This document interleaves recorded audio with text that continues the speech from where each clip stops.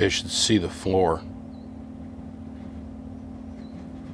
from all the dripped solder over the last 10 years.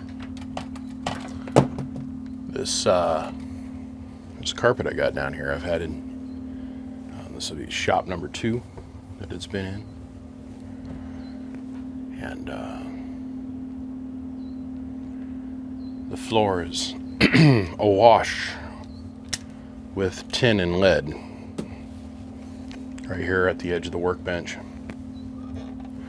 So what we got here, gentlemen, is we got ourselves a x80. It's a cute little amp. Actually owned one of these. I had one of these and an X4 straight 4 pill going into an X4 16 pill that was built in a 24 pill enclosure way back when. And the guts of that 24 pill made the rounds. I took that 16 pill, turned it into a 24 pill, and then eventually turned it into a 32, and now it's part of the dual 32 package 64 pill thing that I have for my truck. My white truck that I never use. Haven't driven the truck, haven't gotten the amps out in forever. I wrapped them up in cellophane probably 7.5, 8 years ago and slid them underneath the bed and haven't touched them since that. And my 64 pill skullcracker, which is not complete, but it's okay. I have the parts, just never have the time.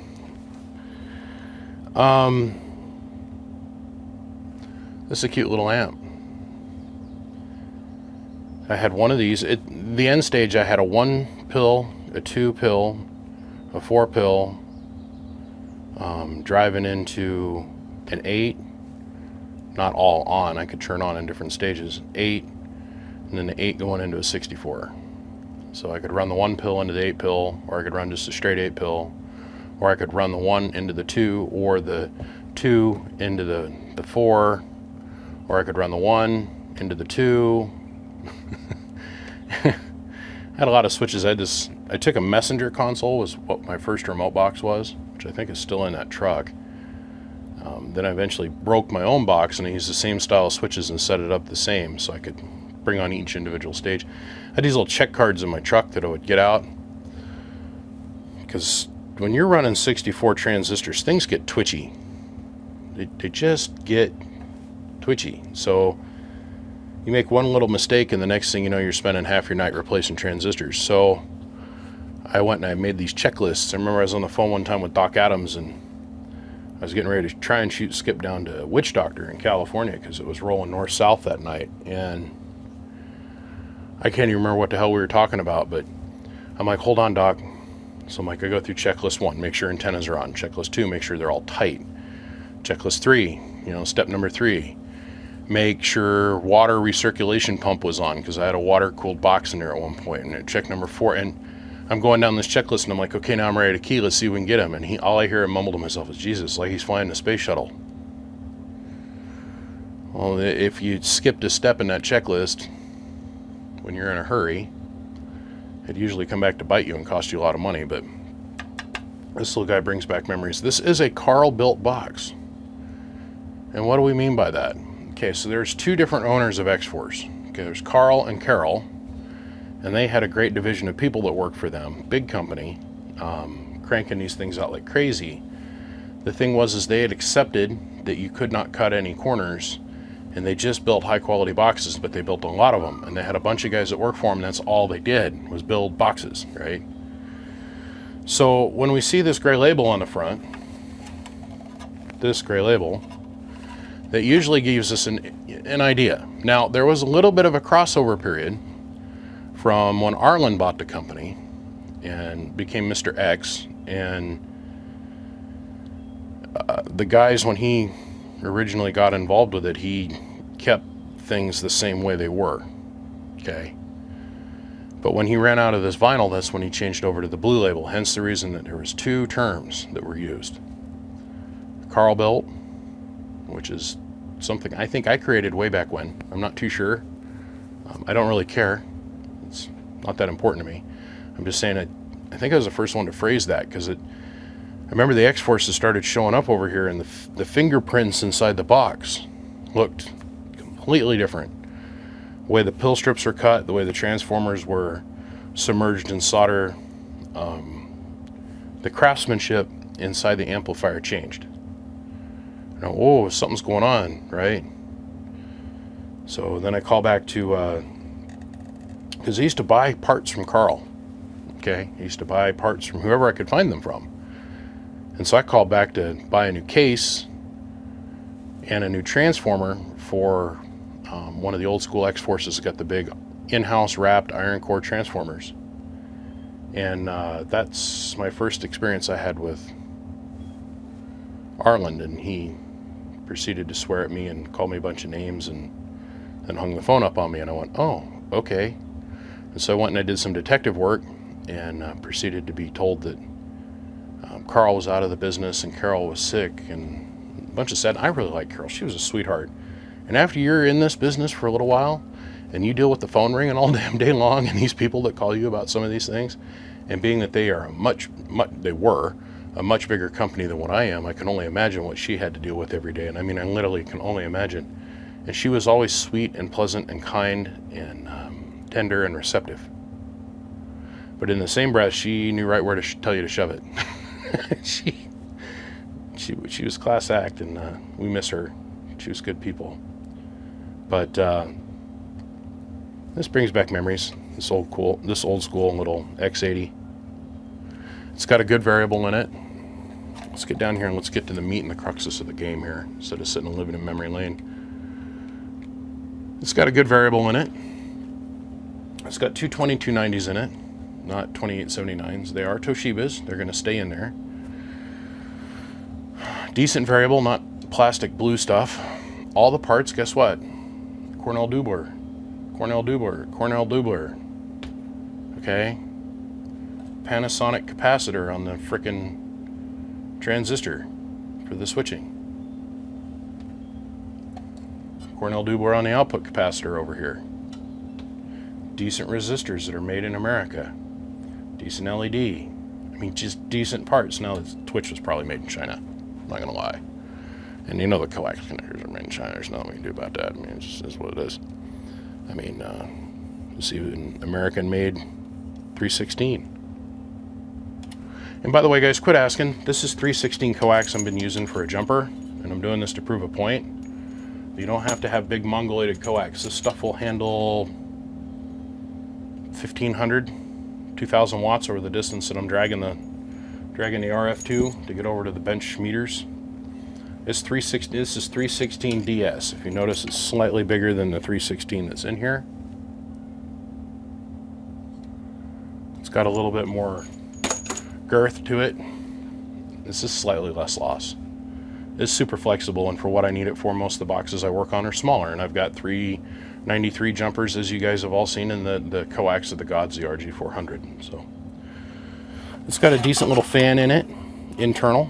Nice little smooth, slick construction. When I first seen the inside of an amplifier built in this style, which was a Dave Made Moby box, it was gold. And now knowing what I know now, looking back, I can totally tell you that came from Dave Made Moby. There's, once again, two different camps there. Dave Made New York. Well, there's three camps now. Dave Made New York, Dave Made Moby, and then you've got Chris and them guys down there at RF Junk, BM Technologies, who's the only licensed authorized Dave Made producer in the world. But then again, that's kind of whatever it is. So for the simple sake of testing, we're going to replace this 14 gauge. We're going to squeeze in some 8 gauge in here. We're going to give it a little tiny kick, which we're not going to see that much results. And down on a 2-pill, you only see about 10, 15, 20 watts result difference by changing the power wire. But this one's up for sale as well. I mean, it's just good construction. The heat sink runs from here to here, which is substantial, and it's air cooled, and it runs this way. So most of the box is actually heatsink. I'm there towards the end of this company or whatever happened there. I don't Once again, like I said in the previous video, I don't know, I wasn't there, I don't understand, I don't know all the little details and minutia. It doesn't matter to me. But if you bought a 2-pill from him, the heatsink would be about yay wide and about that long. I mean, absolutely the minimum that they could get away with at the end there. But that's what happens when you start to run out of money, I guess. Okay, let's do some power wire upgrades to this and we'll be right back. Jesus God, I just went down a rabbit hole. Holy smokes. Okay, back to reality here. So I had two main goals in today's options of things to, well, not options, things I had to do today. There's one, I had to order more variable potentiometers because I used my last one on that X-Force 1x4. And, oh my God, the price on them went up through the roof. And like, nobody's got them. I mean, nobody's got them. The other thing that I did is I'm like, well, maybe I should upgrade this relay and I should add bias to this box. So I thought, oh, okay, so I walked over and I pulled, this is my 5 amp double pull, double throw stack of relays. And they come in little flats of 5 or whatever like this. And this is my last one. And I went, oh, okay, well, I got to order more. Shit. I don't know if you guys have noticed or not, but parts are getting really hard to find. It's kind of like the slime line production in China has kind of been shut down. And the inventory that was out there that we all enjoyed just a couple months ago is gone. I bought an F-it bucket worth of parts about 2 months ago. And I thought, oh, okay, I'm cool. You know, well, it was like 4 months ago. And I'm like, okay, I'm cool through this whole thing. Man, I just spent the last 3 hours just trying to find relays.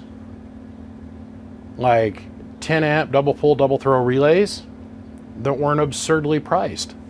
I'm used to buying those in lots of 10 or 50. Holy smokes. Man, when the economy goes to turn back on, they're going to find that there's no parts in the system for them to be able to manufacture anything. This is going to be interesting to watch this whole thing unfold, but as far as this concerns to all of us, the prices of the amps are going to go up for a little while, and it has to do with availability of components. The fans that are currently here in the market, let's just look at fans. Something that I used to pay like $8 or $9 for, which is no big deal, they're going to be 15 or 20 bucks. And I think we're going to see this ripple effect go throughout the economy. This is going to be interesting to watch. Okay, so I went through and I did a power wire upgrade on this. Added a nice new, soft, fleshy Stinger oxygen-free wire to this thing. I added a protection diode because there wasn't one in here at all. And I added a disc capacitor because I don't believe there was one in here at all. Maybe this one over here in the corner. But added that disc capacitor, added a protection diode, upgraded our power wire coming to our little output transformer, and Bob's your auntie. Let's go over here, let's look at the watt meter here real quick. We'll run it through its paces. Now we're running a 100 watt slug over here in the PEP hole in 5X. 5X. And then we're running a 100 watt slug in the 1000 watt bird hole, so to average RMS, whatever, and a 5 watt slug in reverse. So let's go ahead, let's turn off the amp, and let me show you what I'm putting into it for drive. We're using the 2950. Obviously, this is going to be somewhere around the area of about, 20 watts or so, right? Okay, nothing.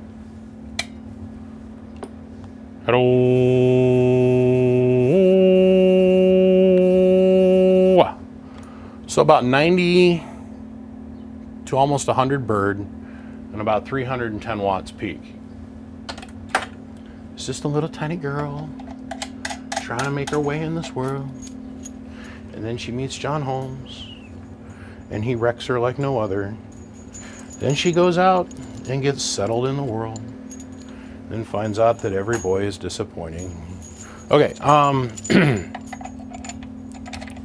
let's look at the derail to this because I want to see what we're going to get out of this for maximum bird power. We're going to well exceed that 100 watt slug option there on the average side. And we're looking at this meter. So I'm going to put into this Hello. See, what would that be? I'm not used to reading the bird meter down on this level of increments. Maybe 10, 12 bird. Hello. About 12 bird. Hello. All right, let's see what it does now. Hello.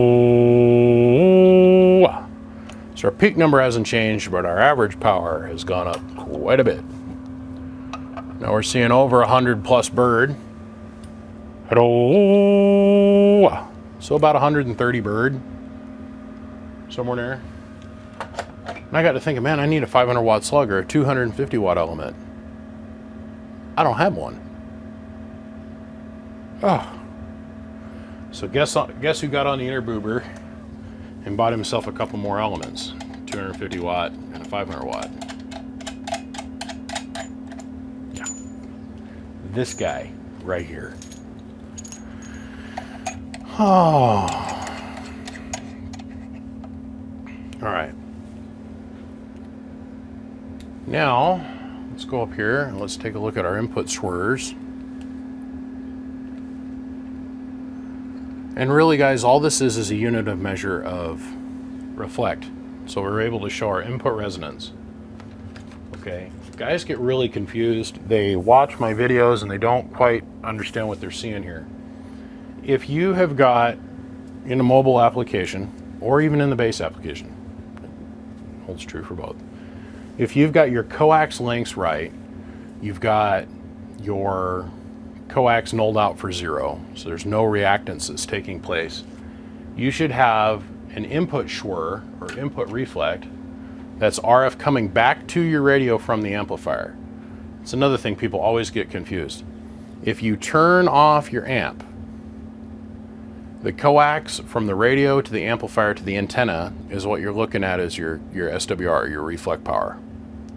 As soon as you bring that amplifier into play and turn it on and it becomes active, the coax length between the radio and the amplifier is the only thing that you're seeing.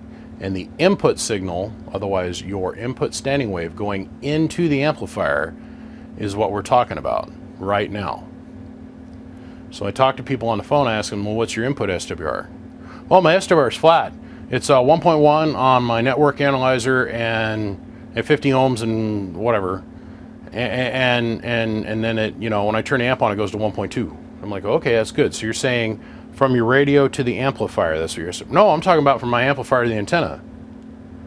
No, I'm talking about putting a meter between your radio and the amp so we can see how much signal's actually going in versus what's coming back to your radio. Hello, 1, 2, 1, 2. See how little that needle moved? That's a 5 watt element. So fully deflected on the right hand side is going to be 5 watts. We put 20 watts into the box. Hello, hello, hello, hello. Look at how little's coming back. Like 2/10 of 1 watt. So we'll turn off the 2-pill. Hello. And even at that, we have 1/10 worth of a watt going through the box into the dummy load. It's pretty scoochin' flat. I mean, scoochin' flat. And that's what we're looking for. Now, when you're dealing with low power like this, and really this is a low drive box, you're going to take a 20 or 30 or 40 watt radio at the most, 40 watts at the most, peak power, and I'm talking peak numbers now, maybe 10 or 12 bird max, and you can run it into this amp. Okay? Very low drive. This is not the amplifier that you buy if you're going to get a 955 and run it into it. You will burn up the amplifier and probably damage your radio in the same process.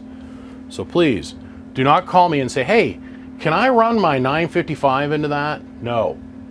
Not only no, but hell no. You'll burn it up. So right here we have a little 100 ohm resistor that goes to ground. Okay.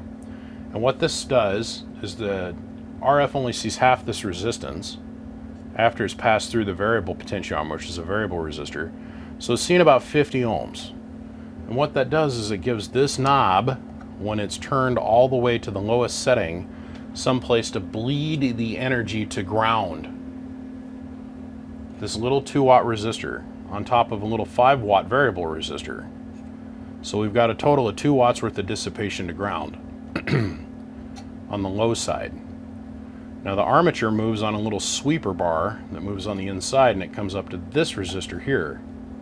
So at high power input, with this all the way open, so the RF's coming in, going across the voltage divider, otherwise a resistor, it sees yet a secondary voltage divider. These are all electrical buffers. This and this plus this. You can get away with doing these kind of tunes on very low power amplifiers like this, and you'll always end up having a very beautiful input resonance match. The end result,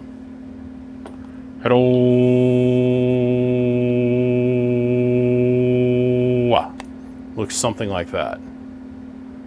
Very smooth, very low input SWR. I always try to build without this resistor in play when I go to build a box. But because we got 2290s, remember these things are incredibly sensitive and are easy to burn up. I shown in a video one time that you cannot take a 2950 or a 29 or an SR 955, like a Striker 955, 655, 100 watt radio. You cannot, if you don't have a voltage dividing resistor in here, run it into two 2290s and not burn them up. It'll work for a little while. I'll give you that. Oh, well, I got a buddy that smacks a dick and said something on Facebook, and he's been running one for decades. It's right, because there's a voltage dividing resistor in there. It's not truly electrically resonant, but this resistor's dividing your voltage and knocking it down through resistance, and it's adding a bump. These two devices will not take anything more than about 10, maybe 15 watts at the most peak power input. It's a total of 30 something watts. So you go and put a 40 watt radio into this, you've got your flybacks absorbing the differential input power between your input and output transformer, and then you've got your flyback or your voltage divider matching your input resonance, but there's able to dissipate a little bit of RF power here and a little bit of RF power here in your flybacks. You go much more beyond that, you're going to end up oversaturating the transistor and you're going to pop it. The transistor's not going to be able to deal with the heat with the amount of input signal. It's not going to be able to dissipate it to the heat sink quick enough. The inside of the transistor is going to heat up. It's going to go past 180 degrees. It's going to get silicate migration to it. Eventually you're going to break down the connections inside the transistor. Then we have this thing called tunneling that takes effect, basically a fancy way of putting it burns up on the inside. And sometimes it can do it so violently you blow the top off the transistor. Otherwise, you'll overdrive the shit out of this thing. So, okay, let me hook the fan up so you guys can get an idea of the volume on this thing, which is going to be very quiet. And then on that, we're going to wrap.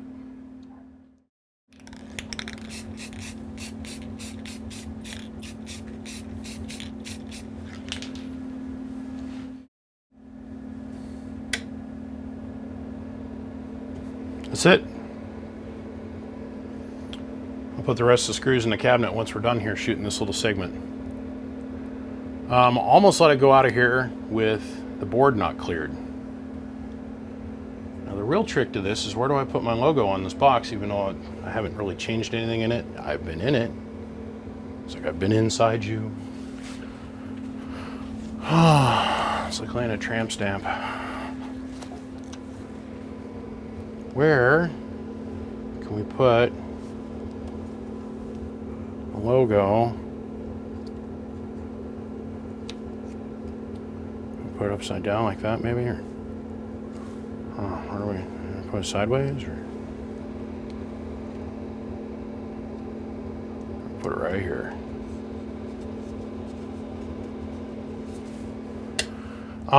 Clean one owner X-Force x80.